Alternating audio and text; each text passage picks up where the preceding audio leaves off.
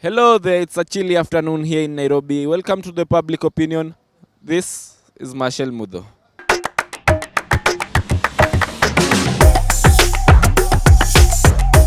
Today's episode is all going to be about Sagana III. What Uhuru said, what he meant, and what is the reaction of the people of Nairobi towards Uhuru sentiments during Sagana III.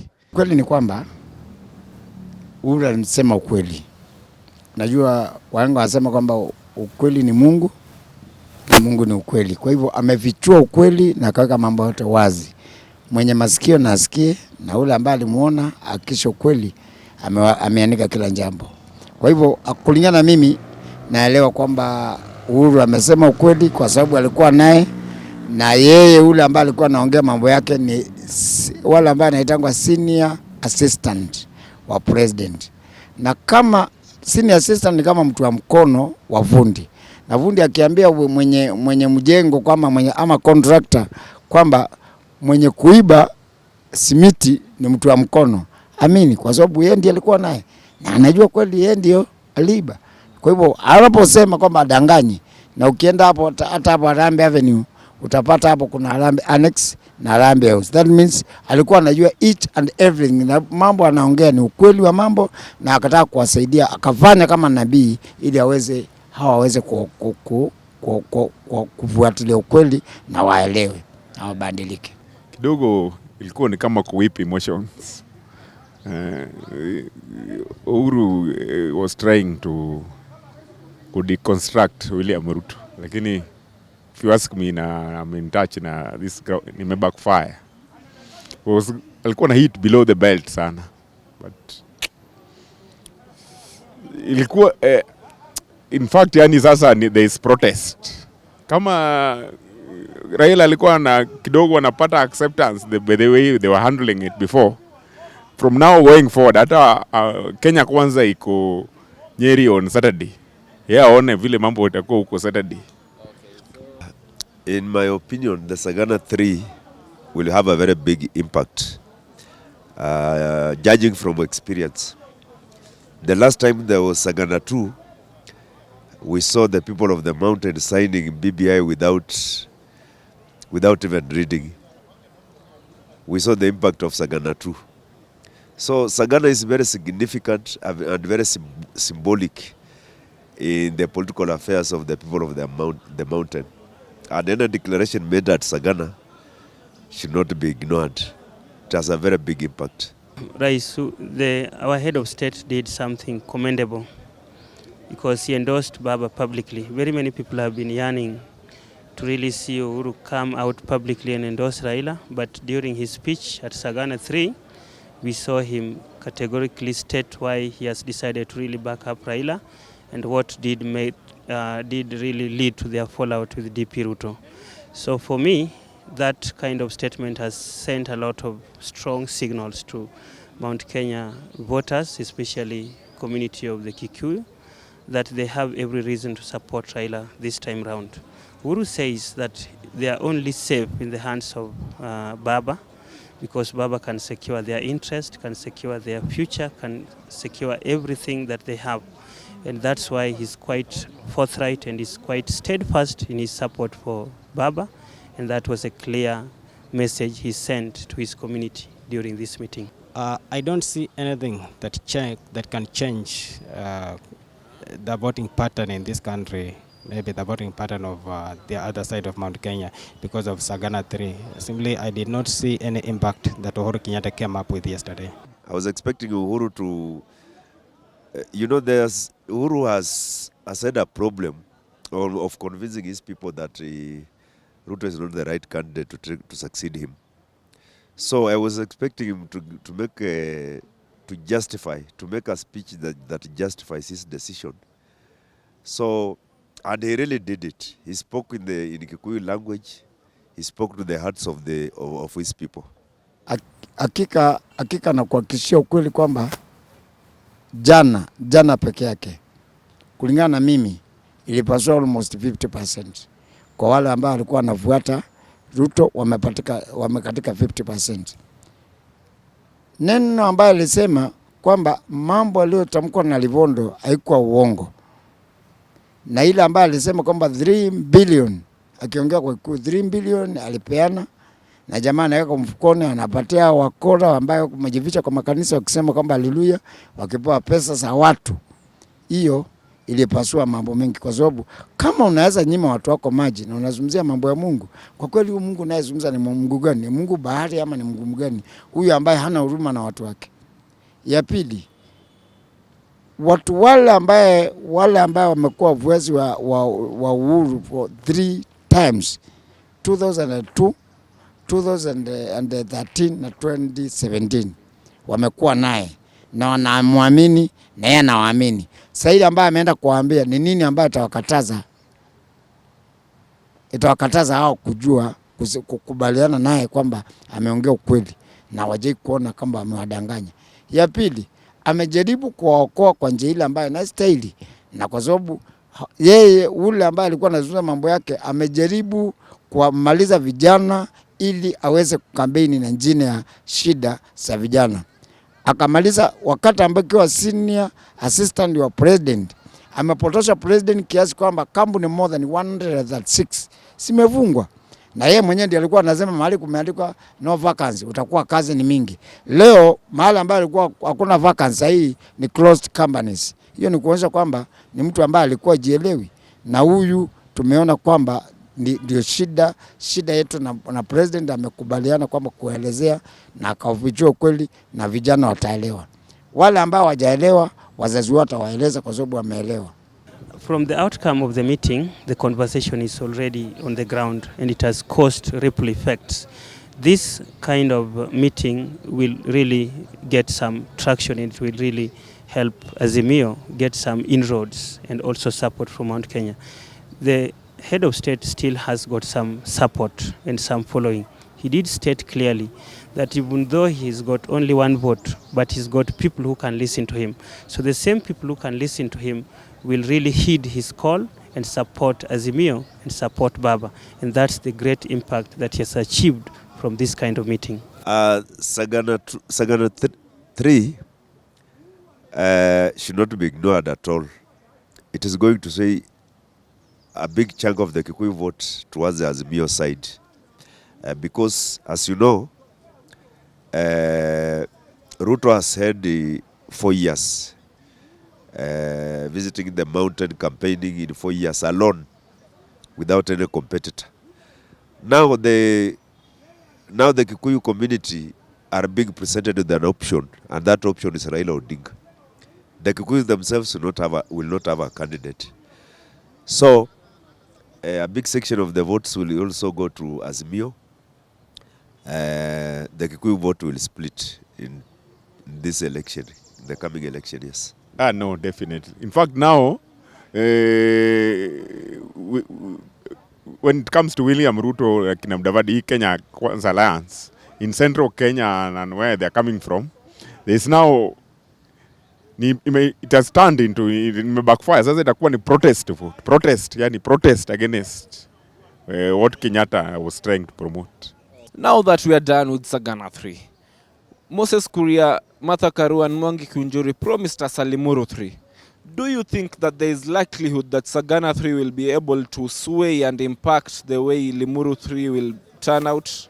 It's a series of events, because Sagana III will also really influence the agenda of Limuru, because out of what has transpired from Sagana, people are really picking cue and they are really taking this kind of message strongly, and that will inform what will really transpire at Limuru, and that really might sway support for Azimio, and that is how we are likely to see Baba gaining ground and gaining votes from Mount Kenya region, specifically Central Province. Given that President Uhuru Kenyatta is the sitting president, you cannot compare that the Sagana III and the Limuru III that is going to be hosted by the likes of Martha Karua. So it is Sagana III will still outshine the Limuru III. Nina hakika itakuwa Limuru III itakuwa poa, kwa sababu kama ni mambo ya Kuria, wakati ambaye alienda pale, mambo ambayo alizungumza Thika inaonyesha kwamba hao ni watu ambao walikuwa wameshirikiana na alikuwa anajua ni nini ambayo wanazungumzia. Kwa sababu hata Libondo kuja akuenda pale kibahati mbaya, kuja alikuwa anajua. Kwa hivyo kama ni message ambayo imesemwa na president jana, na ilikuwa imesemwa na Jumapili iliyopita na mambo ya wakati wa Kuria na Kuria pia wanaenda kuongea na Karua na huko, ina maana kwamba hiyo message ya president ndio taenda kuzungumzia pale na itakuwa pamoja. Sidhani kama hapa kuna watu ambao watapotea, ila wote wako njia moja. Ile kitu ambayo tuko naye ni BBI na Azimio ni one and the same. Na tunajaribu kuweka watu wote pamoja. Hao wanasema Kenya kwanza ni watu ambaye kwa upande yangu naamini kwamba ni wapotopu, watu ambaye wamepakao. Wako na kiu ya uongozi ambaye nia yao kamili, nia na madhumuni yao ni kuiba pesa ya Kenya ili azungukange huko akitupatia shilingi 200 na kudanganya vijana wadogo. Limuru 3, Sagana 3 has will influence Limuru 3 because already Uhuru has shown the people what he wants, what he desires. So as they go to Limuru 3, they already know what Uhuru wants. So it will be Limuru 3 will be just to affirm what they have already, the declaration that they have already made in Sagana 3.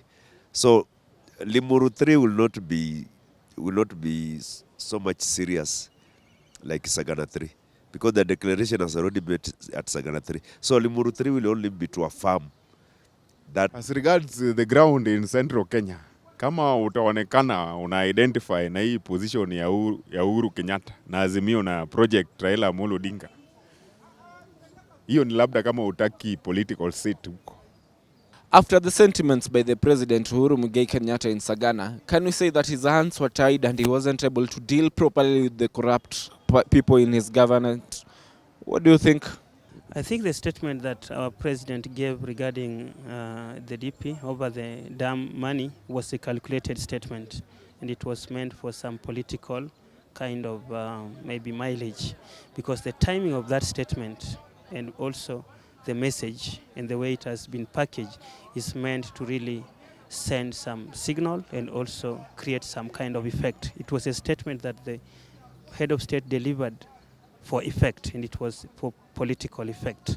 So this statement, I must say, it was meant also to really paint DP in a very dark way and also sway support and also convince the central people, that's the Kikuyu community, why they should consider voting for him and they should really vote for Baba. So this statement was a politically loaded statement, and the timing of the same was aimed to achieve an effect which was a political message to paint DP Ruto in a very dark way.